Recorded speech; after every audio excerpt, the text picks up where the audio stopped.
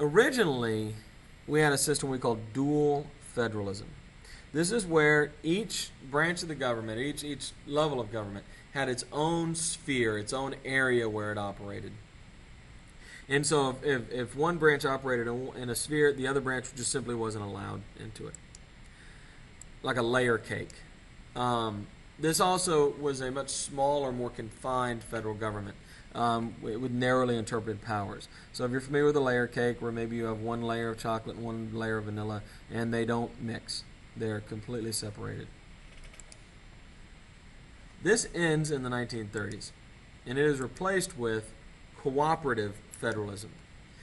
Now, this is a system of government in which powers and policies are shared between the state and the national governments. They work together.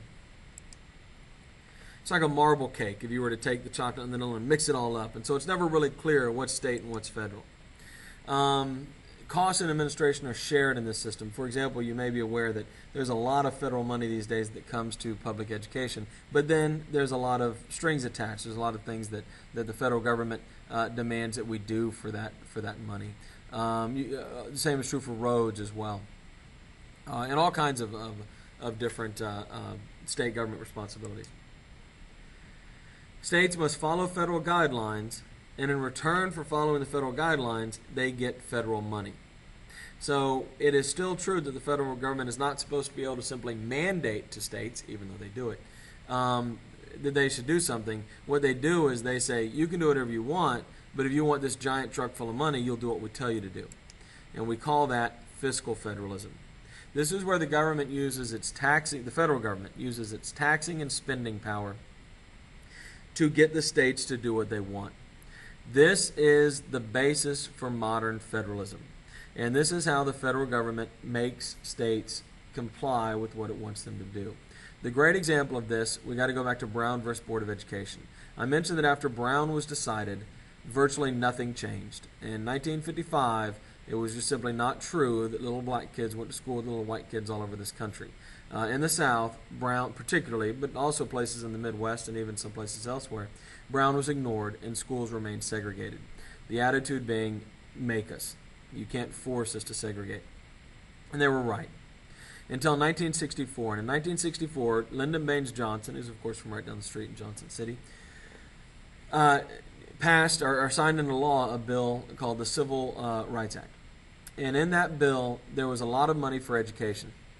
Federal money. So if you're a school system out there, Lyndon Johnson is offering you enormous amounts of money to improve your education system. But in order to get that money, you have to desegregate your school. And this is how it works now. The federal government said, look, we're not going to go in with troops and make you segregate. But we're not going to give you any money if you don't. And so using the power to tax and spend, the federal government has been able to make the states do what they want, because the state governments, quite frankly, no matter what they say, no matter how much they talk, they want the money.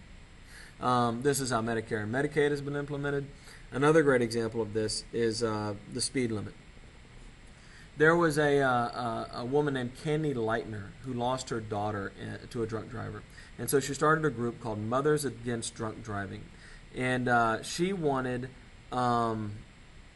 the drinking, I'm sorry, not the speed limit, the drinking age. She wanted the drinking age raised to 21. Because it turns out statistically that the vast majority of drunk driving accidents were people under 21 years old. And so she began lobbying Congress, and Congress said, eventually told her, she created a huge organization, bumper stickers and T-shirts were everywhere. And I remember this, it was in the 80s.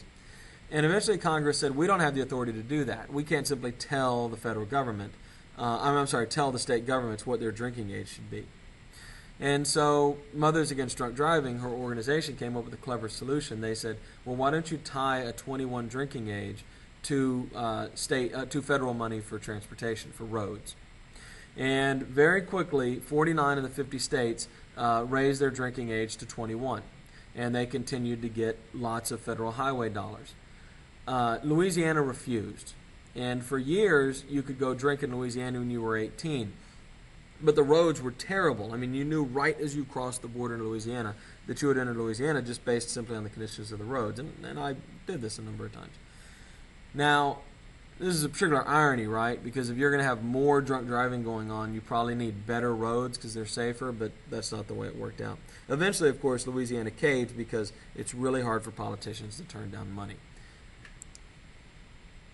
Here we see a chart showing the increase in federal money going to state governments from 1955, which is the year after Brown v. Board, all the way up until 2010 here, and you see the enormous increase. But this increase also comes with the federal government's ability to tell the state governments what to do in exchange for getting that money.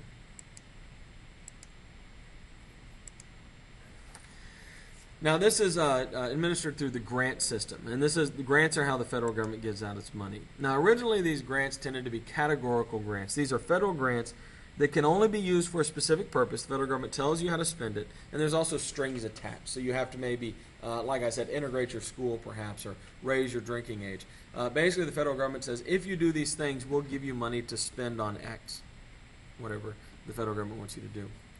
There's two types of categorical grants. Project grants, which you have to apply for.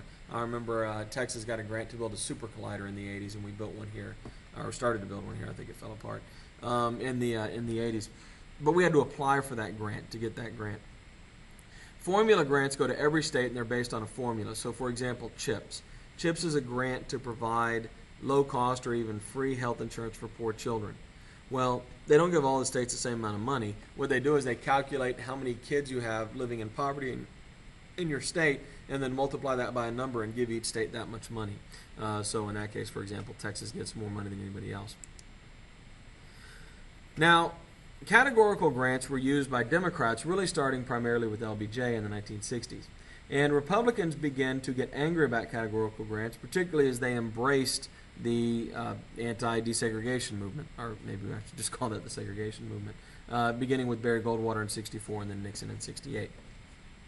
And so federal governments, it was very unpopular, of course, if you're a Republican to say, well, we don't want the money. And so what Republicans begin to argue, and this really comes to fruition with Reagan in '80, is they want block grants, meaning that the federal government will still give the states the money, but there will be no strings attached. The states will decide how to spend it, and they won't have to meet certain criteria or follow certain rules in order to get the money. And so these days, liberals, progressives, Democrats, whatever you want to call them, tend to favor categorical grants, which is federal money with strings attached, while Republicans tend to favor block grants, which is federal money with no strings attached.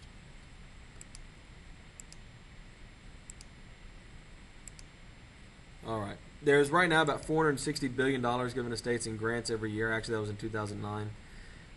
So that's probably gone up a little bit. Grant distribution follows universalism, meaning that everybody gets something. Because honestly, this is the way politicians get happy, is they're able to hand out lots of dollars to many different people.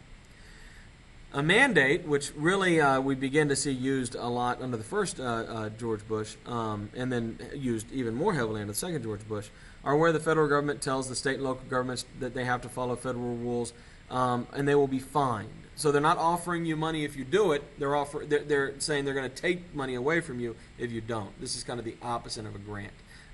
Two programs that were implemented as mandates are the Americans with Disabilities Act, the thing that makes it so we have to have elevators and stairs and handicapped parking spaces, and No Child Left Behind. These were both mandates. They were not funded by the government. States were only hurt by not doing them. They weren't helped by doing them.